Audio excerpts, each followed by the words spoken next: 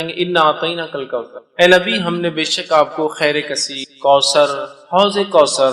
بہت زیادہ جو ہے اچھائی سے جو ہے نوازا ہے، عطا کیا ہے۔ دوسری آیت میں اللہ نے فرمایا فَصَلِّ لِرَبِّكَ وَانْحَرْ، تو آپ اپنے رب کی جو ہے بڑائی بیان کیجئے، نماز قائم کیجئے اور قربانی کیجئے، اور نہر خاص طور سے اونٹ کی قربانی کیجئے۔ ان شانیک هو الابتر، بے شک یقیناً تمہارا دشمنی دم کٹا رہے گا، بے اولاد رہے گا، یا اس کا کوئی دنیا میں نام لینے والا باقی نہیں رہے گا۔ یہ اس آیت کا بہرحال ترجمہ ہے۔ اب آئیے کچھ تفسیر کی طرف اس کے ہم بڑھتے ہیں۔ سورۃ الکوثر یہ قرآن کی 108 نمبر کی سورت ہے۔ اس میں 3 آیتیں ہیں۔ اللہ رب العزت فرماتا ہے بسم اللہ الرحمن الرحیم۔ صحیح مسلم کی ایک روایت آتی ہے نبی اکرم صلی اللہ علیہ وسلم پہ یہ سورت نازل اور آپ مسجد میں بیٹھے تھے۔ اسی وجہ سے میں نے کہا اختلاف ہے مکی ہے یا مدنی، کیونکہ اس صحیح مسلم کی روایت میں الفاظ ہے آپ مسجد میں بیٹھے، اور ہم جانتے ہیں مکہ میں کوئی مسجد نہیں، مسجد جو ہے مدینہ میں بنی، سمجھ رہا؟ تو بہرحال اس وجہ سے وہ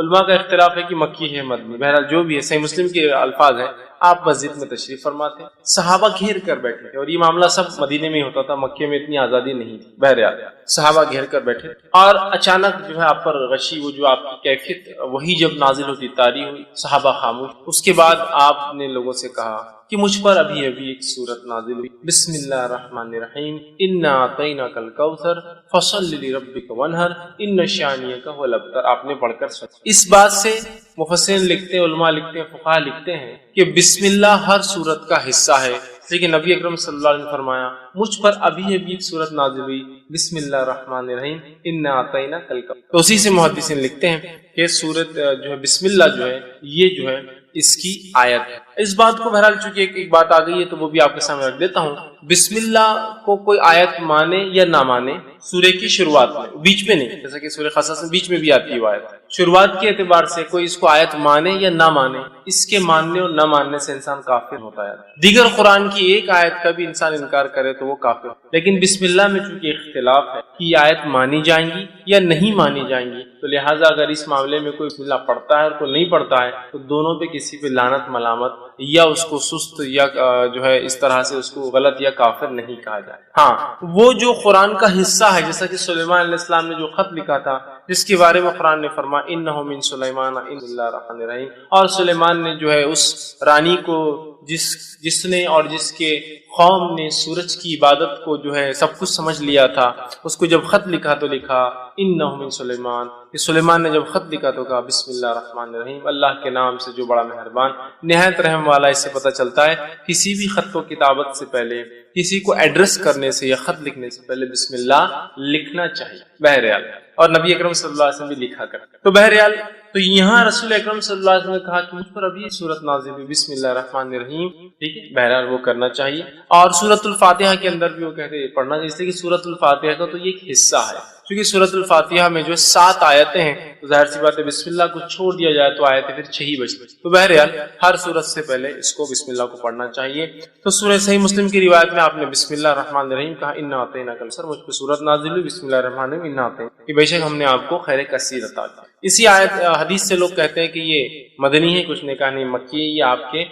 بچوں کے انتقال پر، کس کے انتقال پر وہ تو وضاحت نہیں، لیکن لوگوں نے مشرکین نے جو خوشیاں منائی تھی اللہ نے اس کے جواب میں بہرحال جوابی کاروائی میں یہ جو آیت نازل کی۔ آئیے اس کا ترجمہ ہم نے دیکھا، اب کچھ تفسیر کی طرف جاتے ہیں۔ انا اعطیناک الکوثر، کہ بے شک ہم نے نبی صلی اللہ علیہ وسلم آپ کو خیر کثیر عطا کی، بہت خیر ہم نے آپ کو عطا کی۔ اب دیکھیے نبی اکرم صلی اللہ علیہ وسلم کی تھوڑی سچویشن، تھوڑا سیناریو، تھوڑی ذہنی کیفیت کی طرف ہم جاتے ہیں۔ اب ذہنی کیفیت بولے تو آپ ہمیشہ یہ مت سمجھیے جو انسان پاگل ہوتا ہے اس کے لیے لفظ استعمال ہوتا ہے۔ ذہنی کیفیت سے مراد ذہنی حالات، آپ جس کشمکش سے گزر رہے ہیں، جن تکلیفوں اور مصیبتوں کا آپ کو دین اسلام کی دعوت کی وجہ سے سامنا کرنا پڑ رہا ہے، ان مصیبتوں پر اور ان مشرکین کی ان مصیبتوں کے آنے پر آپ کو تانا اور تشنی دینا، جیسے کہ آپ کی 2 بیٹیوں کے نکاح جو ہو چکے تھے ابو لہب کے بیٹوں سے، جیسے آپ نے ابھی ودائیگی نہیں ہوئی تھی، نکاح ہوا، جیسی دعوت اسلام کی بات کی طلاق دلوا دی۔ نبی اکرم صلی اللہ علیہ وسلم اور دیگر انبیاء علیہ الصلوۃ والسلام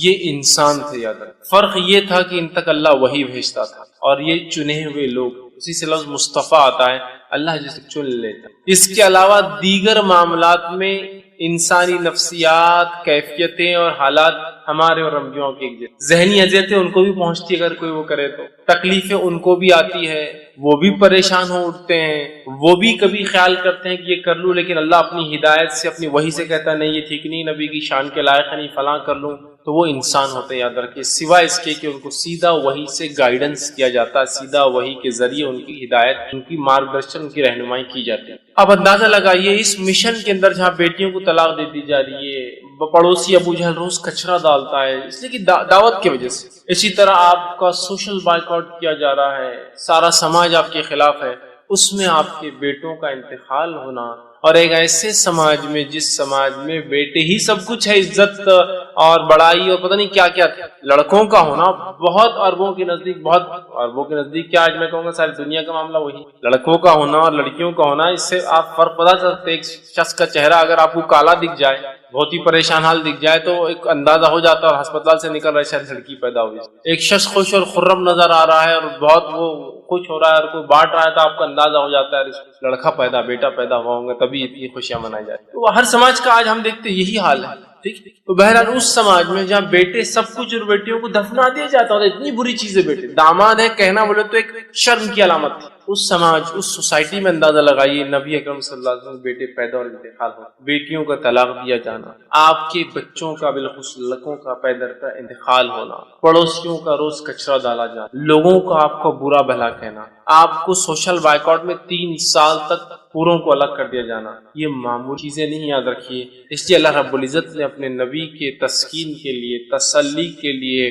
ذہنی سکون و اطمینان کے لیے جیسی ایسی کوئی بڑی تکلیف آتی تھی، ایک نعمت عطا کر دیتا تھا فوراً، جیسے کہ مثال کے طور پر نبی اکرم صلی اللہ علیہ وسلم جو ہے محبوب چچا، جس نے بڑی اسلام کے خلاف تو نہیں تھے، قبول تو نہیں کیا لیکن خلاف بھی نہیں، بہت سپورٹ کیا، بہت سپورٹ، اتنا کہ 3 سال کے عام بائیکاٹ میں وہ بھی ساتھ، کہا کہ جب تک میں زندہ ہوں میرے بھتیجے کو ہاتھ نہیں لگا سکتا، ٹھیک۔ تو جو ہے ابو طالب جو تھے، یہ اسلام تو نہیں لائے لیکن بہت سپورٹ میں، اتنے سپورٹ میں تھے کہ اپنے بیٹے علی سے کہا، جب اللہ کے رسول صلی اللہ علیہ وسلم دعوت دی کہ اے علی جو ہے تم اپنے بھائی جو ہے محمد کی بات، مطلب میرے بھتیجے کی بات، محمد کی بات جو ہے تم ماننا، اس لیے کہ وہ سچ ہے، لیکن سماجی پریشر دیکھیے کیا ہوتا ہے، خود ایمان نہیں لائے، اب اندازہ لگائیے اس، ٹھیک۔ تو جو ہے تکلیف دی جا رہی تھی اس زمانے میں، اس ستم میں، انہوں نے آپ کی مدد کی، یہ انتقال کر جاتے، مشرکین جو ہے خوش ہو رہے، اور یہ بات بھی یاد رکھیے، بلال رضی اللہ عنہ ایک طرف ہے، اور جو ہے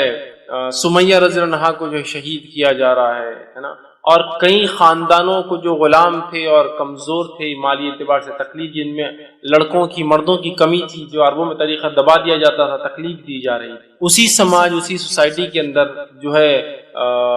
ابو طالب کا نبی اکرم صلی اللہ علیہ وسلم کو مدد کرنا، یہ بہت بڑی بات تھی، بہت بڑا سپورٹ تھا، اور اتنا بڑا سپورٹ تھا کہ ان تمام کو تکلیف دی جا رہی تھی، لیکن رسول اکرم صلی اللہ علیہ وسلم کی طرف کوئی آنکھ بھی، ایک عام زبان میں اٹھا کر نہیں، مطلب جو تکلیفیں دوسروں کو پہنچ رہی تھی اس کے مقابلے میں آنکھ بھی اٹھا کر نہیں دیکھنا تھا، کیوں؟ اس لیے کہ سب کو پتا تھا کہ ابو طالب لیڈر ہے، ایمان تو نہیں لائے ہیں، محمد صلی اللہ علیہ وسلم کے دین پر تو نہیں ہے، لیکن پورا سپورٹ ہے، ہاتھ نہیں لگا سکتے، یہی وجہ تھی کہ ہاتھ نہیں لگایا۔ اور جتنی باتیں آتی ہے کہ آپ کا گلا دبایا گیا، آپ کے اوپر اونٹ کی وجڑی رکھ دی گئی، یہ تمام باتیں ان کے انتقال کی بات، تب تک تو کسی نے ہمت نہیں، یہی وجہ تھی۔ ان کا انتقال ہوتا ہے تو آپ کے ایک یہ ذہنی سپورٹ بھی تھے، چاہتے، بڑی محبت تھی، اور والد کے بعد جو ہے، اور دادا کے بعد انہوں نے ہی پالا، والد تو انتقال کر گئے تھے پہلے، دادا نے وہ کیا، اور دادا کا انتقال بھی 6 سال کی عمر میں ہوگا، تب سے لے کر انہوں نے کفالت اور مددگار بھی تھے اسلام کے۔ دوسرا فوراً اس کے بعد جو ہے آپ کی بیوی کا، جو اب تک ایک ہی بیوی تھی، آپ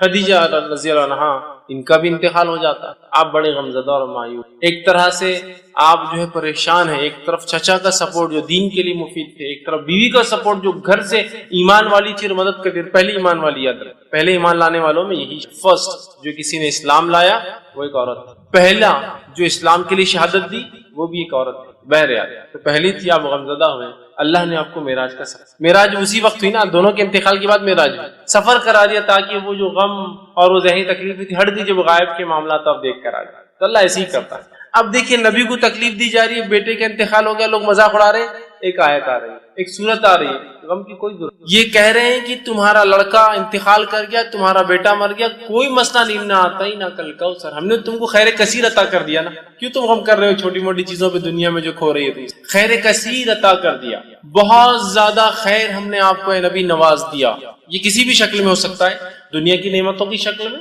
اور ہم نے دیکھا نبی اکرم صلی اللہ علیہ وسلم کی زندگی میں آپ لیڈر کہلائے، آپ نے جو ہے ایک ملک کے آپ سربراہ کہلائے، اور جو جس زمین سے آپ کو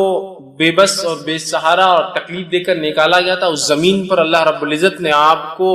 ایسے واپس غلبے کے ساتھ لایا کہ جو مشرکین اور جو آپ کے دشمن تھے وہ گھٹنے کو بل آ چکے تھے، جن کے پاس منہ کھولنے کے لیے کوئی چارہ نہیں تھا۔ مطلب اللہ نے ایسا نوازا کہ ایک انسان جس کو 13 سال تکلیف دے کے اپنے شہر سے نکالا گیا، جب وہ واپس اپنے شہر میں آتا ہے تو ایک فاتح کی حیثیت سے، اور آج سب خدم اس کے جو ہے گھٹنوں پر آ جاتے ہیں۔ دیکھیے 10 سال کے اندر اللہ وہ دیتا ہے، یہ بھی خیر کثیر۔ اسی طرح جو ہے دنیا کی نعمتوں کے اعتبار سے جس شخص کو یا جس دین کے لیے قدم رکھنا ممکن نہیں تھا مکہ شہر میں، آج اس دین کی ایک اپنی سلطنت، ایک حکومت اللہ نے آپ کی زندگی میں بنا دی، یہ خیر کثیر۔ اسی طرح دیگر بہت ساری نعمتیں جو نبی اکرم صلی اللہ علیہ وسلم کو جسمانی اعتبار سے، صحت کے اعتبار سے، بیویوں کے اعتبار سے، اولاد میں لڑکیوں کے اعتبار سے دی گئی، اور صحابہ کے اعتبار سے جو ساتھی اور دوست دیے گئے، یہ بھی خیر کثیر اس میں شامل ہے۔ تو کہا ان آتا ہی نہ کل کوثر، آپ ایک اپنے بیٹے کے انتقال پہ جو لوگ خوشیاں منا رہے ہیں، آپ غمزدہ کیوں ہوتے ہیں نبی؟ ہم نے تو آپ کو خیر کثیر عطا کر، بہت کثرت سے خیر عطا کیا۔ اس کا ایک معنی یہ بھی آتا ہے جو مفسر لیتے، ہم نے آپ کو حوض کوثر عطا کیا۔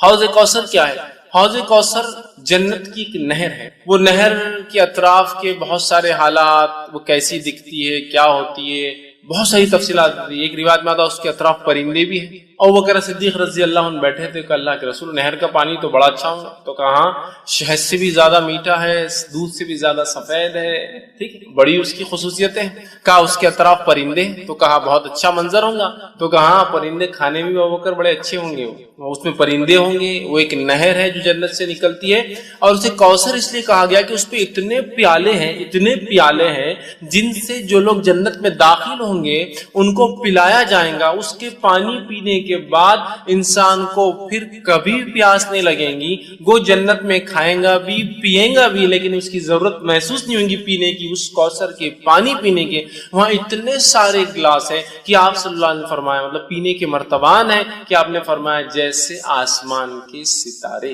اتنے مرتبان، اتنے پیالے، اتنے گلاس جس میں آپ خود پلائیں گے۔ اور وہاں آپ فرماتے میرا ممبر لگایا جائے گا، اور وہاں میں کھڑا ہوں گا، اور پھر لوگ آتے جائیں گے، میں انہیں اب پانی دیتا جاؤں گا، جو اس کا پانی ایک بار پی لیں گا وہ کبھی پھر زندگی میں پیاس محسوس نہیں کریں گے۔ جنت میں لوگ پیئیں گے لیکن ضرورت نہیں رہی، محسوس نہیں ہوں گی لیکن پیئیں گے، یہ ایک الگ چیز، مطلب آپ کو کوئی چیز کی ضرورت نہیں لیکن پھر بھی آپ رکھتے ہیں اس کو، ایک الگ چیز۔ تو یہ کوثر ہے۔ تو کہا ہم نے آپ حوض کوثر جس کا پانی پی کر لوگ پیاس محسوس نہیں کریں گے، جس پہ اس کثرت سے لوگ پانی پیئیں گے، جس کی وجہ سے کوثر اسے، اس کثرت سے پیالے ہیں، اور ہر ایک انسان کو ایک پیالہ۔ اور آسمان کے ستارے کتنے ہیں میں سمجھتا ہوں یہ ممکن نہیں ہمارے لیے، ٹریلینز آف سٹار، صرف ایک ایک چھوٹی چھوٹی گیلیکسی، ٹریلینز، اتنے اس کے پیالے، اسی وجہ سے کوثر کا۔ تو ہم نے آپ کو حوض کوثر عطا کیا۔ حوض کوثر کا جو واقعہ صحیح مسلم میں آتا ہے، آپ نے فرماتے میرا ممبر لایا جائے گا، میں کھڑا ہوں گا، لوگ آ رہے ہوں گے، میں پانی پلا رہا ہوں گا، اور کچھ لوگ آ رہے ہوں گے تو انہیں دھکے دے کر پیچھے کیا جائے گا، میں کہوں گا فرشتوں یہ میری امت کے لوگ ہیں،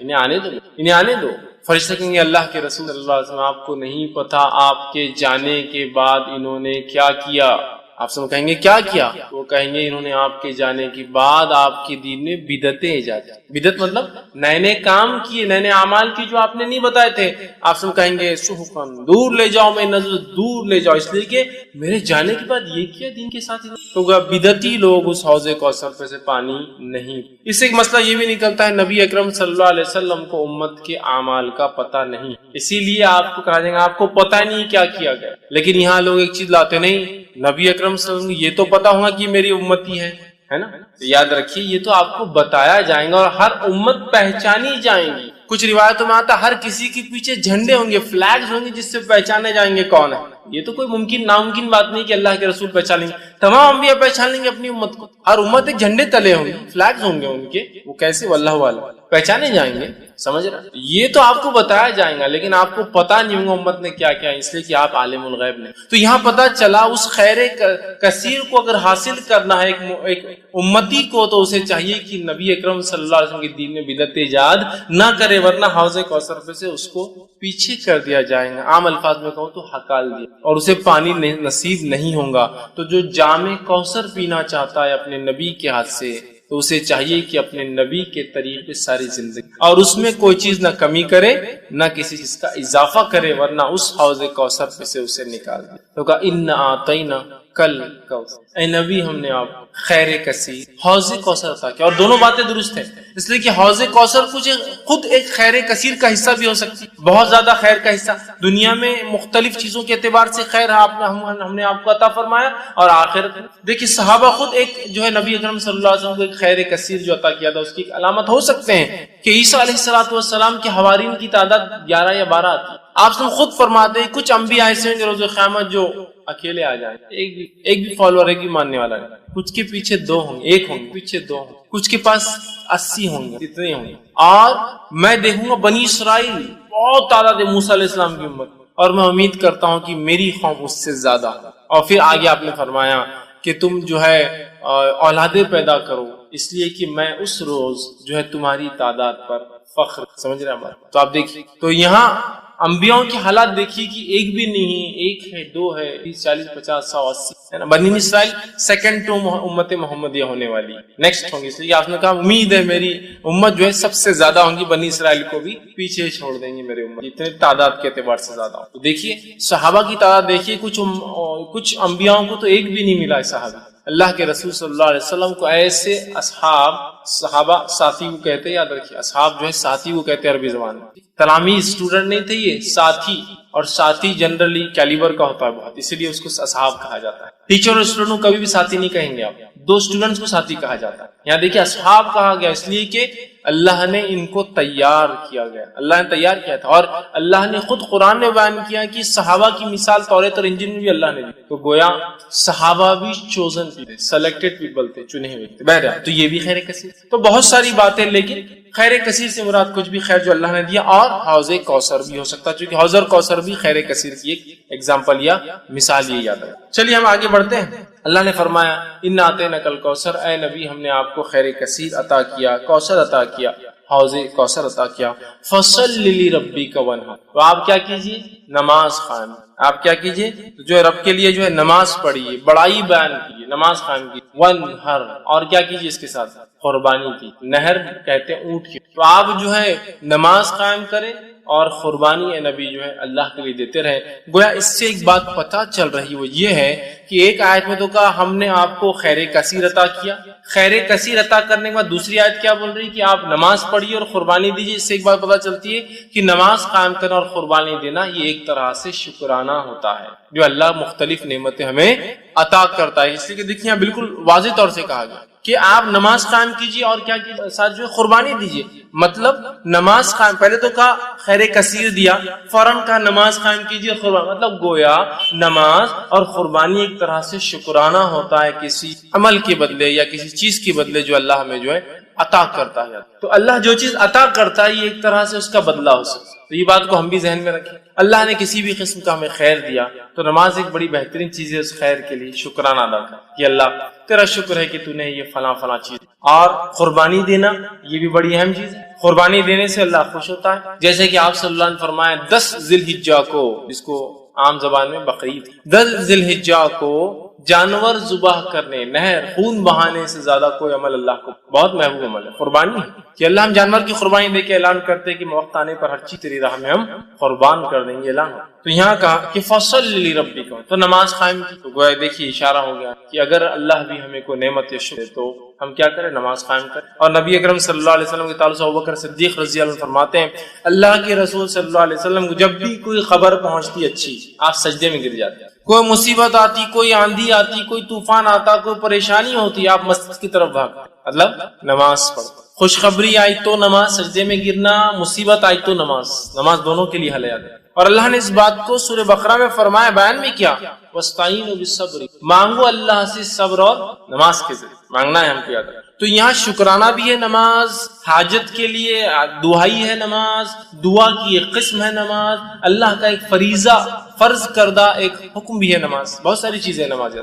نماز کے اتنے فوائد ہے کہ ہم گنتے جائیں تو ممکن نہیں ہے کہ ہم ایک جگہ جمع کریں، اتنے فوائد۔ بہرحال یہاں کا فصلی لربک وانحر کہ آپ جو ہے نبی نماز قائم اور قربانی دیجیے اپنے رب کے لیے۔ تو یہاں قربانی کا حکم دیا گیا، نماز کا حکم دیا۔ ہم بھی جب بھی اللہ تعالیٰ کو نعمت عطا کرے تو ہم بھی قربانی دیں، نماز پڑھے اور قربانی دیں۔ تو کہا فصل، تو نماز قائم کرے، وانحر اور قربانی دیں۔ اس سے ایک بات اور پتہ چلتی ہے کہ نماز اور قربانی دو ایسے اعمال ہے جو خالص اللہ کے لیے ہونا چاہیے، اس لیے کہ نبی کو کہا جا رہا ہے اے نبی نماز پڑھیے اور قربانی دیجیے، یہ دونوں اعمال خالص اللہ کے لیے ہونا چاہیے۔ یاد رکھیے، تو کہا نماز قائم کی، قربانی۔ ان شانئک هو الابتر، بے شک تیرا دشمن ہی نام بے نام و نشان رہنے والا۔ اب آیا معاملہ اس آیت کی طرف جس کی وجہ سے علماء کہتے ہیں کہ یہ آیت اس وجہ سے نازل ہوئی۔ واقعہ ہے کہ آپ کے بیٹوں کا پے در پہ ایک کے بعد ایک انتقال کر جانا، اللہ تعالیٰ کی اس میں کیا حکمت رہیں گی واللہ اعلم، اللہ بہتر جانتا ہے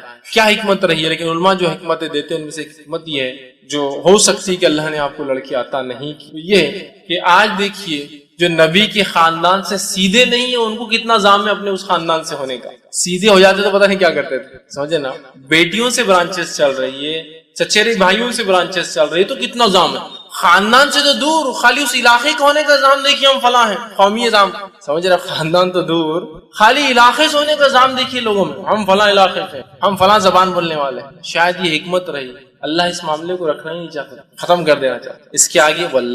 اللہ ہی جانتا ہے کیا وجہ، لیکن یہ حکمت ہو سکتی، سمجھ رہا بات۔ تو اللہ نے آپ کے لڑکوں کو حیات نہیں رکھا۔ مشرکین جب آپ کے لڑکے کا انتقال ہوا تو مشرکین نے خوشیاں منائی اور کہا اب تو محمد کا نام لینا کوئی نہیں ہے، اس کا مشن آگے چلنے والا نہیں، اس کی تحریک یہیں ختم ہو جائیں گے۔ اور ظاہر سے کوئی بھی تحریک کے لیے کیا لگتا ہے آپ کو معلوم، تحریک لڑکیوں سے نہیں لڑکوں سے، سمجھا، تحریک چلانا۔ زکریا علیہ السلام اللہ سے دعا کر رہے ہیں، تو زکریا علیہ السلام کی دعا ہے اللہ مجھے کہ لڑکا عطا کر، اس لیے کہ لڑکی نبی نہیں ہو سکتی۔ اور بنی اسرائیل میں طریقہ تھا، اللہ کیا کرتا تھا، ایک خاندان میں پھر اسی خاندان میں لڑکے دیتا تھا جو نہ انبیاء بنتے تھے۔ زکریا علیہ السلام جانتے تھے کہ اب اس قوم کو ایک نبی کی ضرورت ہے اور نبی لڑکا ہو سکتا، لڑکی کی، کیوں، اس لیے کہ انہیں ایک جو ہے وارث چاہیے تھا، ایک نبوت کو آگے لے کے۔ بنی اسرائیل میں ایک زمانہ آیا کہ تقریباً بنی اسرائیل کے مرد قتل کر دیے گئے تھے، ایک عورت حاملہ باقی۔ سارے لوگوں نے مل کر دعا کی اللہ اس سے لڑکا پیدا اور وہ نبی ہو، اس لیے کہ اب نسل، اور اللہ اس نسل میں اولاد دیتا تھا۔ روایت میں آتا ہے کہ اللہ نے اس عورت جب اولاد پیدا ہوئی لڑکا تھا اور اس لڑکے کا نام رکھا گیا شمون، اور وہ شمون علیہ السلام بعد میں چل کے وہ نبی بنے، جو کہ جو ہے طالوت والے واقعے کے اندر آتا ہے کہ طالوت کو ایک ان کے نبی نے جب چنا تو لوگوں نے کہا طالوت کو ہم پر کیوں بادشاہ بناتے ہو، تو نبی نے کہا وقت کی کہ اللہ نے اس کو سمجھداری اور جسمانی طاقت واقعے کے اندر شمون علیہ السلام جب پیدا ہوئے تو وہ آخری لڑکے تھے جو بچے، تو لڑکوں سے چلتی، سمجھ رہے بات۔ تو اب مشن اینڈ ہو رہا ہے، ایک طرح سے ظاہری طور سے مشن اینڈ دکھ رہا ہے، لڑکے ختم، مشن ختم۔ تو کہا ان نشانیوں کو الابتر، اللہ جواب دے رہا نبی آپ کو کوئی پریشان ہونے، دل جو ہے اپنے آپ کو جو ہے مایوس کرنے کی کوئی ضرورت نہیں، آپ کا دشمن بے نام و نشان، گویا اس کا دوسرا معنی ہے آپ کا نام و نشان رہنے والا ہے۔ آپ کا دشمن جو آپ کا مذاق اڑاتا ہے، اس کی چاہے ہزاروں اولادیں ہو جائے یہ بے نام و نشان ہو۔ آج جتنے مشرکین کو ہم یاد کرتے ہیں سوائے سیرت کے، اس کے علاوہ کبھی یاد کرتے ہیں جو مشرکین کے نام آج تھوڑے بہت باقی ہیں بڑے بڑے سرداروں کے، اس کے علاوہ جو جنگ بدر میں عہد میں مر کھپ گئے، کون پہچانتا ان مشرکین کو آج؟ کبھی آپ نے سنا مکہ گئے تو یہ کنواں تھا، اس میں 10 مشرکین ڈالے گئے، پہلا یہ تھا، دوسرا یہ تھا، تیسرا یہ تھا، کس کو پرواہ ان کی، مر کھپ گئے، نسلیں چلی ہوں گی لیکن کوئی ان کو نہیں پہچانتا ہے۔ خود ان کی نسلوں نے ایمان لانے کے بعد ان کا نام لینا پسند نہیں کیا کہ ہمارے جد اعلیٰ تھے یہ، ہمارے باپ دادا تھے یہ، ہے نا۔ جب ابو جہل کے گھر والے ایمان لائے تو کچھ صحابہ بعد میں آنے والے لوگ ان کو کہتے تھے کہ ارے تو ابو جہل کی اولاد، تو وہ گئے اللہ کے رسول کے پاس، کہا اللہ کے رسول یہ بار بار ہم کو تانا دیتے ہیں لوگ ابو جہل، تو آپ نے کہا کہ اپنے مردوں کو برا نہ کہو،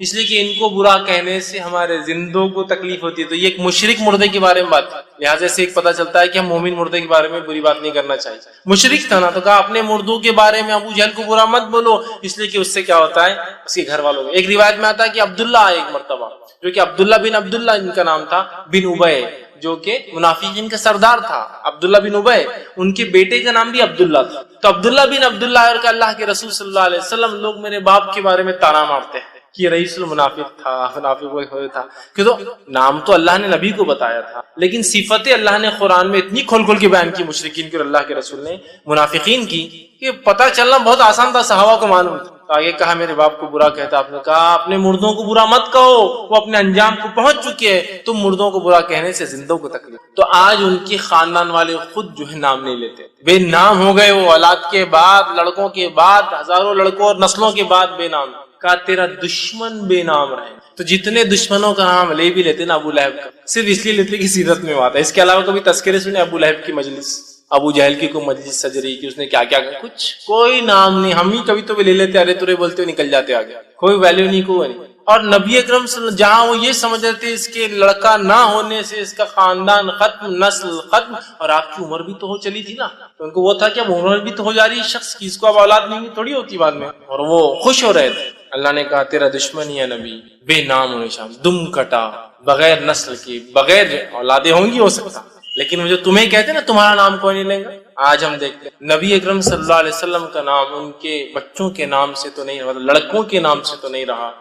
لیکن آج دنیا میں سب سے زیادہ نام جو رکھا جاتا ہے اور وہ کیا تھا، وہ کیا ہے معلوم آپ کو؟ محمد، سب سے زیادہ، سب سے زیادہ۔ ویسے دنیاوی اعتبار سے آتا ہے کہ چین جو نام ہوتا ہے نا، چین، چائنیز نے چین، وہ سر نیم سب سے زیادہ ہوتا ہے، لیکن محمد اس سے بھی زیادہ ہے۔ کیوں؟ اس لیے کہ محمد کے بہت سے ویریئنٹس ہیں، MOHAMMAD، MUHAMMAD،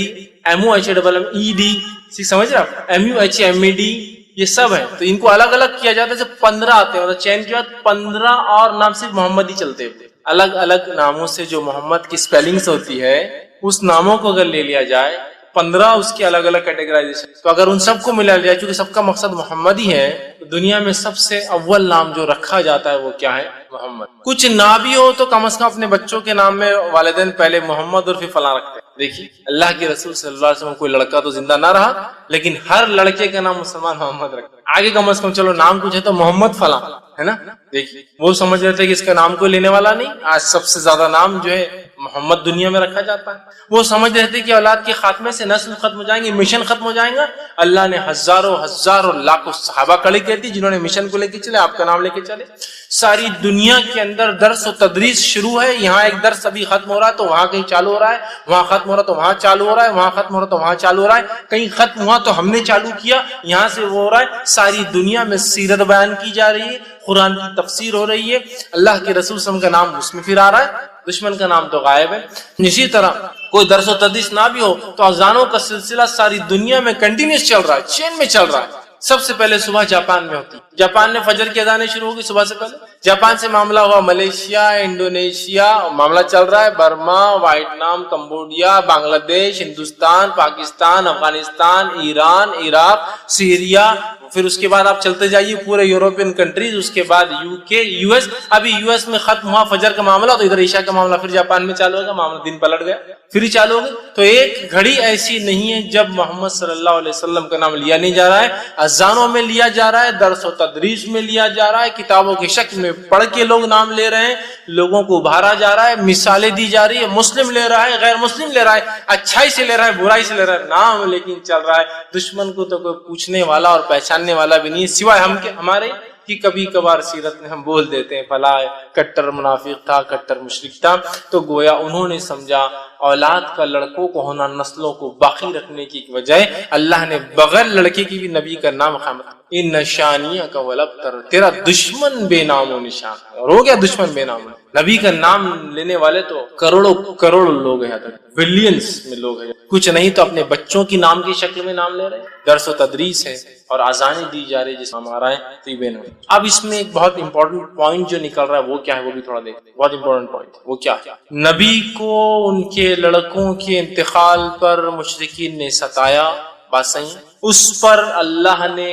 آیت نازل کی، بات صحیح، گویا نبی خود اپنے لیے ایک لڑکا پیدا نہیں کر سکتے تھے، بہت امپورٹنٹ پوائنٹ ہے۔ یعنی اب اس کی یہاں کیا ضرورت ہے، بہت ضرورت ہے اس کی۔ آج ہم لوگ جب اولاد نہیں ہوتی ہے تو پتہ نہیں کہاں اولادیں مانگ رہے ہیں، جس سے بھی مانگتے ہو وہ امتی ہے، نبی تو نہیں ہے۔ جس سے ہی مانگتے ہیں۔ ابراہیم علیہ السلام ہے 80 سال کے ہو گئے اولاد پیدا نہیں کر سکتے، زکریا علیہ السلام کے بال سفید ہو گئے اولاد پیدا نہیں کر سکتے، محمد صلی اللہ علیہ وسلم کو 3 لڑکے ہوئے، تینوں کو بچا نہیں سکتے۔ بہت عبرت ہے اس واقعے۔ تو جب نبی اپنے لیے لڑکے پیدا، اور ظاہر سی بات ہے آپ سب نے بعد میں بھی کہا ہوا، آپ تیسرے کے بعد چوتھا کوئی لڑکا تو ہوا، تو نبی اپنے لیے کوئی لڑکا پیدا نہیں کر سکے، پیدا کرنا تو بہت دور کی بات ہے۔ جب نبی اکرم صلی اللہ علیہ وسلم کے بیٹے کا انتقال ہوا تھا، آپ مسجد نبوی میں تھے، روایت میں آتا ہے کہ لے کر آئے، اور آپ کے بیٹے عبداللہ ہچکیاں لے رہے، مطلب موت کی قریب ہے، اور روایت میں کہ آپ کبھی عبداللہ کو دیکھتے اور کبھی آسمان کے، گو ایک طرح سے گزارش ہے، التجا، اللہ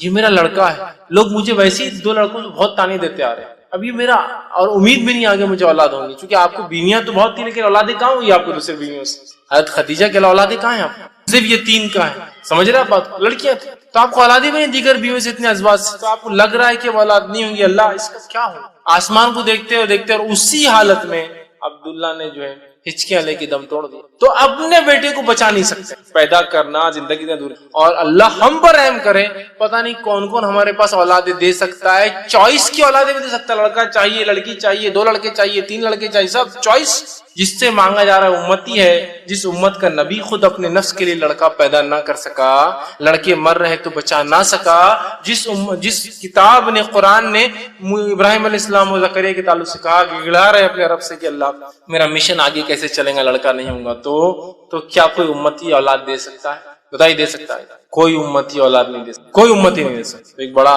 سبق تھا کہ تیرا دشمن بے نام رہے گا، لیکن ابھی آپ کو لڑکا نہیں، ٹھیک ہے، اس وجہ سے آپ کا نام فلاں بن محمد نہیں باقی رہے گا، لیکن تیرا دشمن بے نام، ہم آپ کا نام قیامت تک باقی رکھیں، کس شکل میں وہ ایک الگ معاملہ ہے، لیکن آپ کا نام باقی۔ اس سے پتا چلا نبی اپنے نفس کے لیے لڑکے پیدا نہیں، قرآن میں اللہ نے اس کی وضاحت کی، اللہ جسے چاہتا ہے لڑکے دیتا ہے، جسے چاہتا ہے لڑکیاں دیتا ہے، جسے چاہتا ہے دونوں دیتا ہے، اور جسے چاہتا ہے کچھ بھی نہیں دیتا، چوائس اس کی مرضی، اس کی مرضی، سمجھ رہا بات؟ تو یہ بڑا میسج تھا اس کا، تیرا دشمن بے نام رہے گا، آپ کو اولاد نہیں، لڑکا نہیں ہے، نبی یہ خوش ہو رہے ہیں، آپ گھبرائے مت، آپ کا نام باقی رکھیں گے، گویا نبی اپنے نفس کے لیے لڑکا پیدا نہیں کر سکتے، تو رہا امتی لڑکے اور بچے دے رہے ہیں، کتنے بد لوگوں نے پتہ نہیں آستانے اور در بنا دیے، جہاں جا کر فلاں عمل کر لیے تو لڑکے بھی پیدا ہوتے ہیں، چوائس کے نہیں بھائی ہم کو تو 4 لڑکے لڑکی چاہیے، تو چوائس سے لڑکی بھی لے لیجیے آپ، سبحان اللہ، تھوڑی تو عقل لڑاؤ، قرآن سے دوری کا یہ نتیجہ ہے، انبیاء اپنے لیے نہیں پیدا کر سکتے جو چیز، کون ہے جو امت میں سے وہ چیز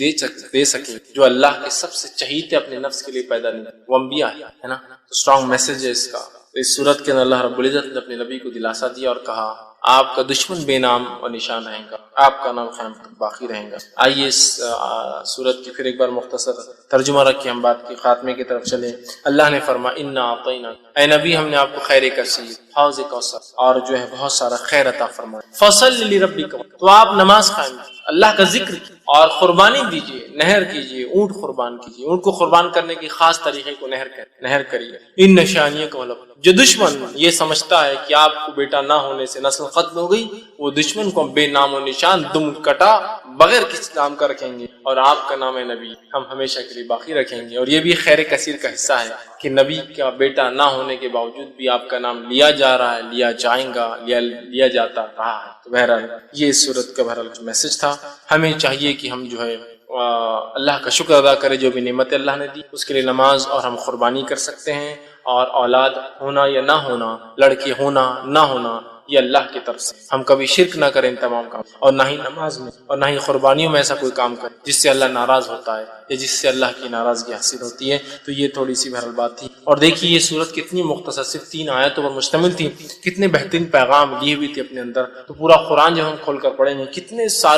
کتنی ساری باتیں ہمارے سامنے آئیں گی۔ بہت سارے لوگ ہوتے ہیں انٹرنیٹ پر جب یہ ویڈیو جاتے ہیں بہت گالیاں لکھتے ہیں، بہت گالیاں بکتے ہیں، لیکن ہم ان گالیوں کو برائی کے انداز میں لیتے ہیں، ہم اچھائی کے انداز میں لیتے ہیں کہ میرے بھائی کو علم نہیں، لیکن کم از کم یہ خوشی ہوتی کہ سن تو رہے ہیں، سن تو کبھی آج نہیں کل بات سمجھ میں آ جائے، کلک ہو جائے بات کہ انبیاءوں کو اولاد ملتی، کیسے کوئی انسان جو امتی ہوگا جس کا کوئی مقام اور کوئی حیثیت نبی کے سامنے دھول کے برابر بھی نہیں، کیسے وہ دے سکتا ہے؟ تھوڑا غور تو کرے انسان۔ اولاد دینا زندگی دینے کے برابر ہے، اولاد دینا زندگی دینا، جو خود مر چکے ہیں وہ کیا زندگی دے سکتے؟ جس کے پاس جو ہوتا ہے وہی مانگا جاتا ہے میرے بھائی، جو خود اپنے نفس کو نہیں، اگر کوئی اولاد دے سکتا تو اپنے آپ کو رینیو کرا سکتا تھا، زندگی نہیں کرا سکا۔ بہرحال مقصد ہے اللہ کی کتاب کو ہم تھام لیں۔ تو بہت ساری ایسی گرہیں جو شیطان مان دیتا ہے نا، گرہیں، وہ گرہیں کھل جاتی ہے، اور شرک اور بدعت اور کفر اتنا عام ہو چکا ہے اس امت میں کہ اللہ رحم کرے نمازوں کو غیر اللہ کے لیے پڑھا جا رہا ہے، قبلے کے الٹا پڑھا جا رہا ہے، خبروں کے اوپر خبر والوں کے لیے پڑھا جا رہا ہے، قربانی اللہ کے علاوہ کی جا رہی ہے، اور ہم دیکھ رہے ہیں ہم آج کے سوسائٹی میں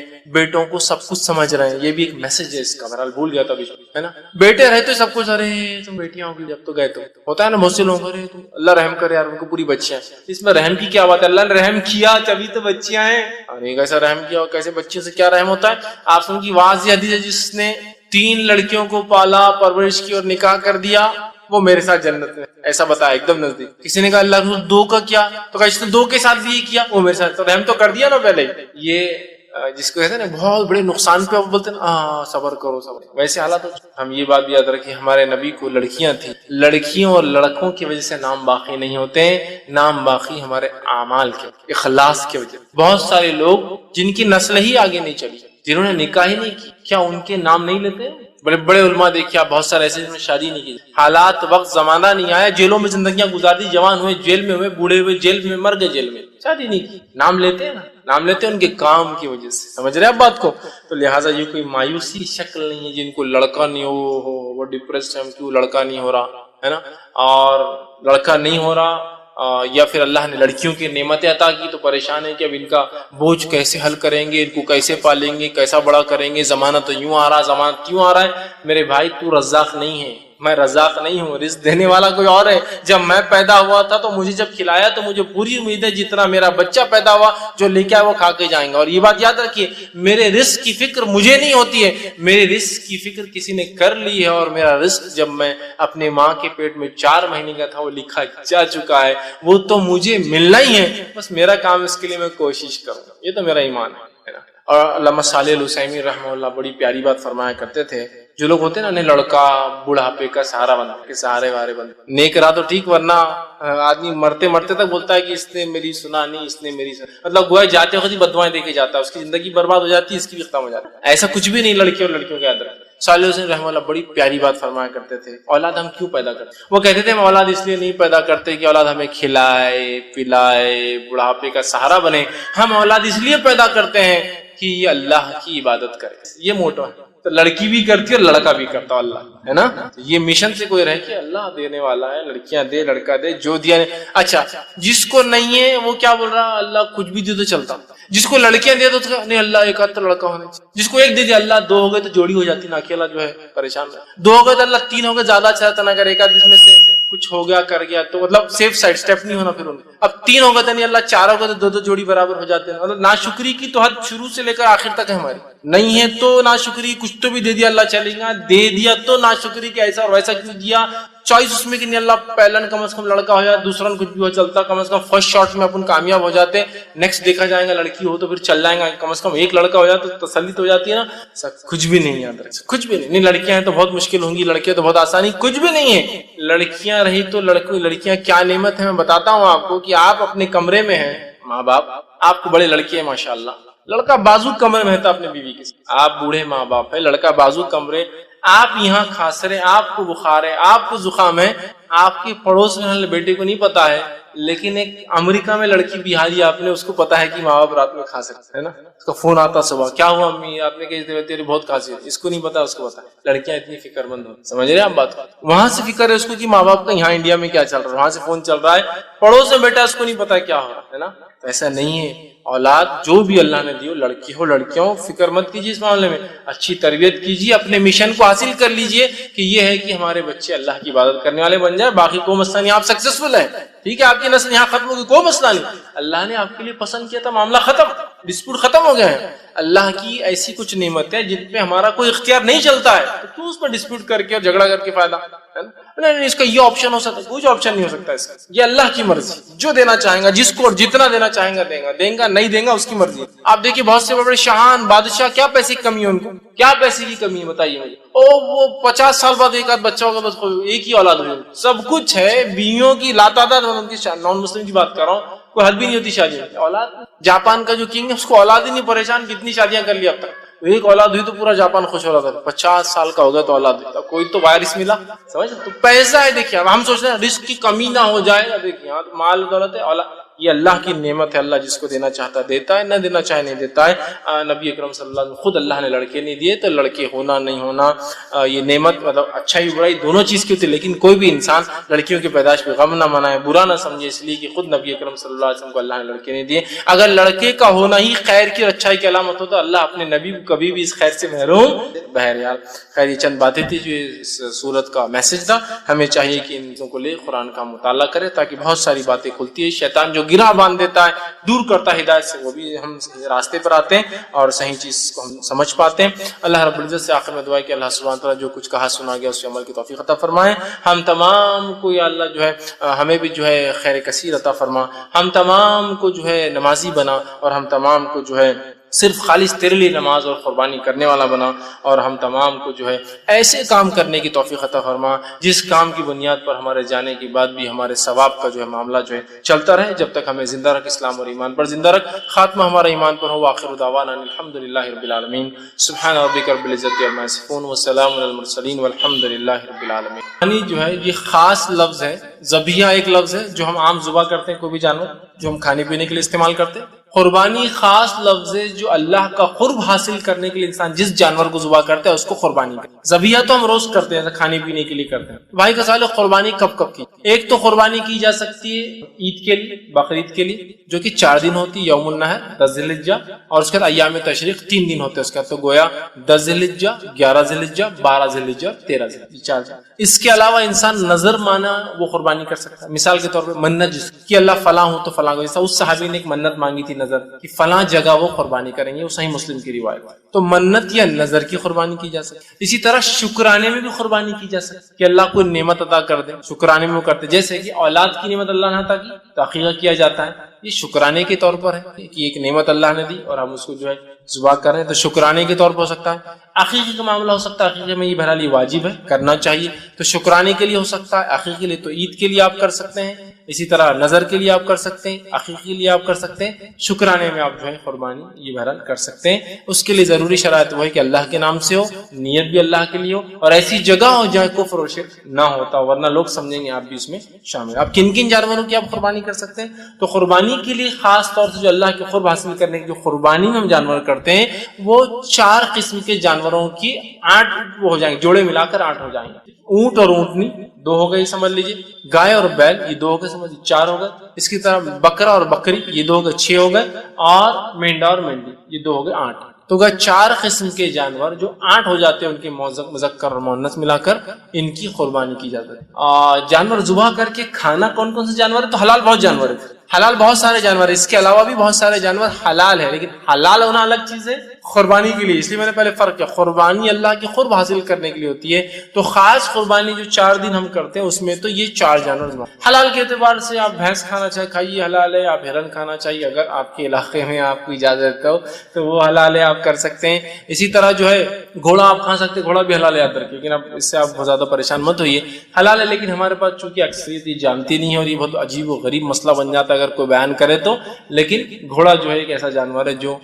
حلال ہے اور اس کو کھایا جا سکتا ہے۔ اسی طرح جو ہے جنگلی گدھا آپ کھا سکتے ہیں، اور شہری گدھا بولے تو یہ گدھا جو ہے شروعات کی دور میں اللہ کے رسول نے اجازت دی تھی گدھوں کی، لیکن بعد میں کہا کہ جنگلی گدھا حلال ہے، اور شہر میں جو چلتے چھوٹے گدھے ہوتے ہیں نا یہ بہرحال ہمارے لیے، بہرحال ایسے بہت سارے اور بھی جانور ہیں، تو حلال کی طرح سے مچھلیاں تو پوری حلال ہے وہ ایک الگ قربانی کے لیے، لیکن یہ 4 جانور کھانے کے اعتبار سے حلال کے اعتبار سے بہت سارے، بہرحال اس میں سے آپ جو چاہے وہ کھا سکتے ہیں۔ اس نے ایک سوال کیا کہ ابراہیم علیہ السلام نے بھی اولاد ہونے کے لیے منت مانگی تھی، کیا یہ بات صحیح ہے؟ اگر کوئی انسان اولاد ہونے کے لیے منت کر سکتے ہیں کیا؟ دیکھیے ابراہیم علیہ السلام نے اولاد ہونے کے لیے کوئی منت مانگی تھی ایسا تو میں نے کبھی نہ حدیث میں پڑھا نہ قرآن نے اس کے بارے میں تفصیل دی۔ منت مطلب نظر کہ اللہ اگر مجھے اولاد دے دے تو میں یہ کروں گا، ایسی کوئی وضاحت تو حدیث میں بھی نہیں آتی اور ایسی کوئی وضاحت نہیں۔ ہاں دعا کی تھی آپ نے جب دوسرا نکاح کیا تو کہا ربی صالحین، چونکہ امید ہو گئی کہ شاید اس بیوی سے اولاد ہو کہ اللہ مجھے نیک اولاد عطا فرما، تو ابراہیم علیہ السلام نے تو کوئی منت مراد نہیں مانگی، یا جس کو نظر کہتے ہیں۔ تو رہا سوال کیا اولاد کے لیے نظر مانگی جا سکتی ہے، منت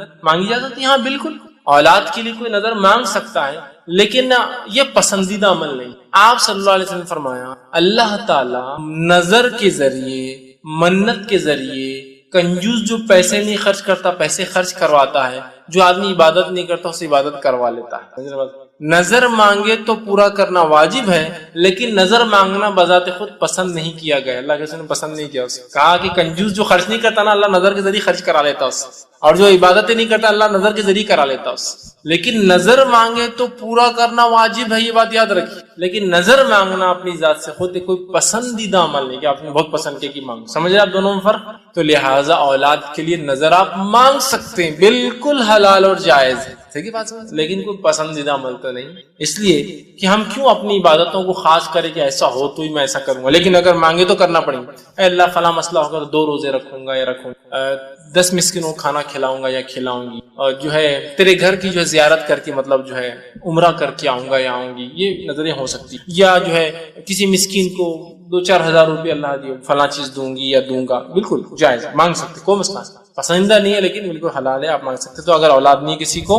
تو بالکل اللہ سے نظر مانگ سکتا ہے، لیکن نظر مانگنے کا پورا کرنا ضروری ہے. اور اتنی بڑی نظر مت مانگ لیجیے کہ بعد میں خود پچھتا ہے. جیسے خاتون بازار کا ہم نے نظر مانگی تھی بچہ پاس ہو گیا تو کیا وہ بھی کیا پاس ہو گیا 12th، ایسا بھی نہیں کوئی IAS ایگزام یا UPSC اور MPSC میں پاس ہو رہا تھا، وہ 12th میں. نظر کیا سنیے آپ، 1000 روزے 12ویں کے لیے. اگر 1000 تو مطلب first year, second year, third year اور MBBS اگر کر رہا تو پھر تو 1000 کے حساب سے 5,500 روزے ہو جائیں گے 5.5 سال. کوئی طریقہ ہے کہ یہ روزے کی اتنے روزے ہوتے ہیں تو نہیں. بولے ہم کنفیوز تھے کہ 1000 روزے مانگیں گے 1000 نمازیں مانگیں. چلو 1000 روزوں کو چھوڑ دیتا ہوں، 1000 نمازوں پہ آتے ہیں. 1000 رکعت نماز کس کو بولتے ہیں؟ دن بھر میں صرف 17 رکعت اللہ نے فرض کی، فجر کی 2، ظہر کی 4، عصر کی 4، مغرب کی 3 اور عشاء کی 4، یہ 17 رکعت ہوتی فرض. 1000 رکعت مطلب اگر ڈیلی 17 اور واجب الوتر ملا کے ہم 20 کر لیتے ہیں تو وہ 20 کے حساب سے ڈیلی آپ لگائیے انہوں نے کتنی نماز مانگ لی،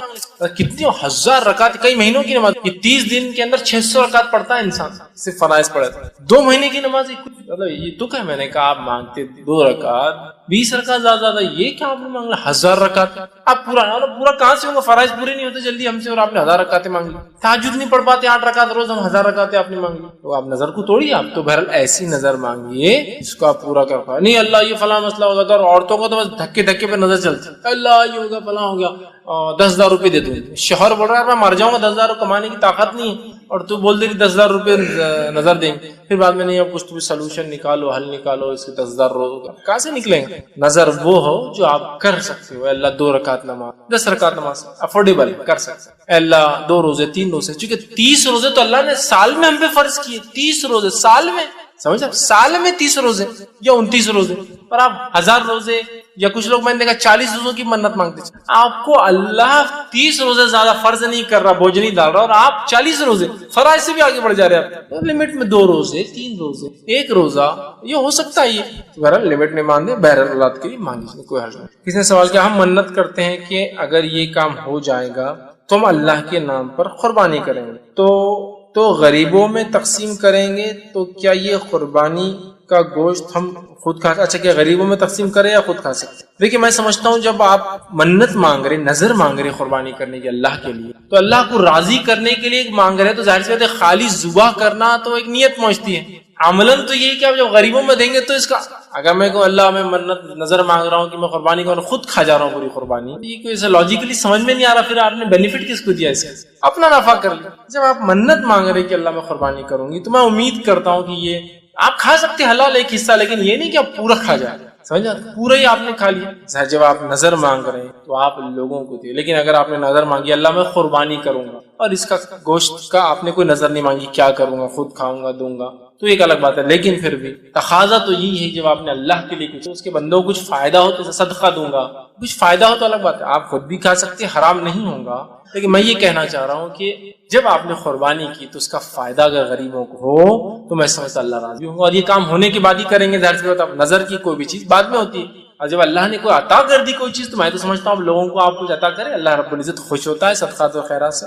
بہرحال حرام نہیں ہے آپ خود بھی کھا لے تو، لیکن دینا چاہیے. ہاں کچھ کھائے اور کچھ دے، اس میں کوئی حرج نہیں. جیسا میں نے قربانی کیا، ایک حصہ رکھا 2 حصے بانٹ دیے، آدھا رکھا آدھا بانٹ دیا، لیکن دینا چاہیے تاکہ دوسرے بھی کھائے اور اس سے جو ہے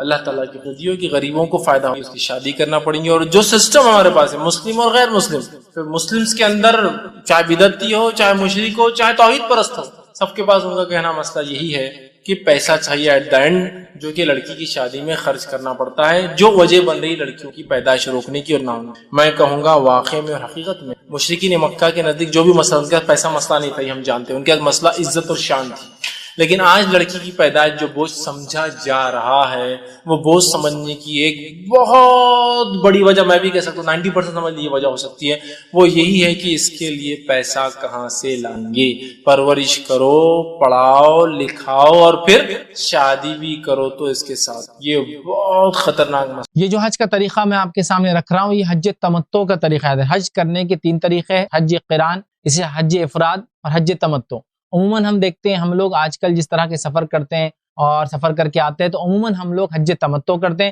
حج تمتع میں ہوتا یہ ہے کہ پہلے عمرہ کیا جاتا ہے، عمرہ کرنے کے بعد آدمی حلال ہو جاتا ہے، مطلب عمرے کی ریسٹرکشن سے نکل جاتا ہے، آزاد ہو جاتا ہے، عام لباس پہن لیتا ہے، اور پھر اس کے بعد جو ہے وہ مکے میں انتظار کرتا ہے حج کے ایام کا، اور 8 ذی الحجہ آنے کے بعد پھر وہ جو ہے حج کا احرام باندھتا ہے۔ تو ہم جو طریقہ دیکھ رہے ہیں وہ حج تمتع کا طریقہ ہے، جس میں پہلے عمرہ ہوتا ہے پھر حج ہوتا ہے۔ عمرے کا طریقہ میں پہلے بیان کر چکا ہوں، آج میں انشاءاللہ حج کا طریقہ بیان کروں گا۔ حج کیسے شروع کیا جائے گا؟ حج تمتع کے لیے ایک انسان جو جائے گا وہ عمرے کی نیت سے جو ہے میقات پر احرام باندھے گا، اس کے بعد وہ اپنا عمرہ کرے گا، عمرہ کرنے کے بعد وہ حلال ہو جائیں گا، مطلب اپنے عام کپڑے پہن لیں گا، احرام وغیرہ اتار دے گا۔ اس کے بعد پھر وہ جو انتظار کریں گا حج کا، اور اس کے بعد جب حج کی تاریخ آ جائیں گی تو حج شروع ہوگا، تو وہ اس طرح سے عمل کریں گا کہ میقات سے جو ہے عمرے کا احرام باندھ کر مکہ مکرمہ میں جو ہے وہ آئیں گا، عمرہ ادا کرنے کے بعد وہ احرام اتار کر حلال ہو جائیں گے، حج تمتع جو کر رہے ہیں۔ اس کے بعد کیا کریں گا؟ اس کے بعد یہ ہے کہ 8 ذی الحجہ کو جو ہے، جس کو یوم الترویہ کہتے ہیں، وہ مکہ مکرمہ سے اپنی قیام گاہ، مطلب جہاں بھی مکے میں رکا ہے، اپنی قیام گاہ سے حج کے لیے احرام باندھیں گے ادھر کی۔ کون؟ وہ شخص جو اب حج کرنے جانا چاہ رہا ہے۔ اسی طرح جو ہے احرام باندھنے سے قبل جو ہے وہ لبیک حجن یہ الفاظ ادا کریں گا، یہ حج کی نیت ہے اور اس کے الفاظ ثابت ہے۔ تو لبیک حجن یہ جو ہے الفاظ جو اپنے منہ سے جو ہے حاجی جو ادا کریں گا جو حج کرنے کی نیت رکھ رہا ہے۔ اسی کے ساتھ ساتھ جو ہے احرام باندھنے سے قبل وہ جو ہے غسل لیں گا، اور اپنے جسم پر وہ چاہے تو خوشبو لگا سکتا ہے، لیکن احرام پہ نہیں، جسم پر یاد رکھیے وہ خوشبو لگا سکتا ہے۔ اس کے بعد جو ہے احرام کی حالت میں آپ چپل پہن سکتے ہیں، سینڈل پہن سکتے ہیں، ایسی چیز جو آدھا جوتا جیسا دکھتی ہو پہن سکتے ہیں، اور چپل سٹچڈ سلیوی بھی ہو سکتی ہے، یا پھر ریبٹنگ کی بھی ہو سکتی ہے، یا پیسٹڈ بھی ہو سکتی ہے۔ اس میں بس کنڈیشن یہ ہے کہ ٹخنوں کو نہ ڈھکتا ہو۔